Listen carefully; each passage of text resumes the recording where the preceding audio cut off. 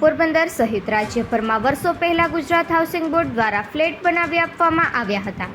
કમલાબાગ પાસે અને છાયા ચોકીથી બિરલા તરફ જતા રસ્તે આ પ્રકારના રહેણાંક આવેલા છે, જે અત્યંત જર્જરિત થઈ ગયા છે. તેથી ત્યાંનો વસવાટ સત્વરે બંધ કરવા જાહેર સૂચના અને નોટિસ આપવામાં આવ્યા છે અને કોઈ પણ ઘટના ઘટે તો તેની સ્થાનિક રહેવાસીઓની જવાબદારી રહેશે તેવું પણ ચેતવણી આપવામાં આવી છે. તો બીજી બાજુ મહાનગરપાલિકા પાસે આ અંગે કોઈ જ જાણકારી નહીં હોવાનું સામે આવ્યું છે.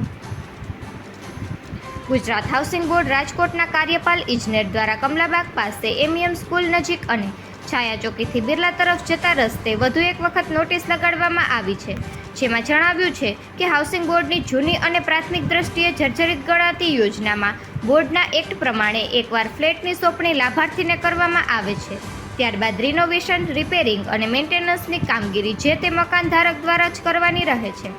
ગુજરાત હાઉસિંગ બોર્ડની રહેતી નથી.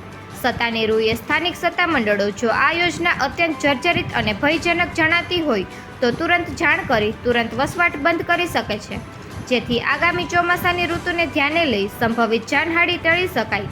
તે મુજબ શહેરની કમલાબાગ ખાતેની 120 LIG અને રાજમહેલ રોડ ખાતેની 24 SIT વગેરેમાં આવેલ જર્જરિત મકાનોમાં વસવાટ સત્વરે બંધ કરવા જણાવવામાં આવે છે અને જો તેમ છતાં પણ વસવાટ બંધ નહીં કરવામાં આવે તેમજ રહેણાંક આવાસમાં અનધિકૃત કોમર્શિયલ વપરાશની જો કોઈ અનિચ્છનીય બનાવ બનશે તો તે અંગે જે તે રહેવાસીની અંગત જવાબદારી રહેશે. તેમાં ગુજરાત હાઉસિંગ બોર્ડ સરકારની કોઈ જવાબદારી રહેશે નહીં તેવું પણ જણાવ્યું છે.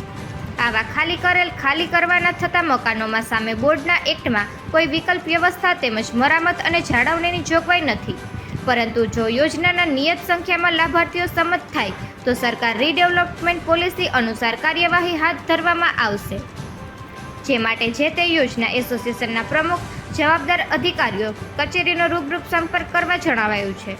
ઉલ્લેખનીય છે કે અગાઉ પણ આ પ્રકારની નોટિસ હાઉસિંગ બોર્ડ દ્વારા ઇમારત પાસે લગાડવામાં આવી હતી.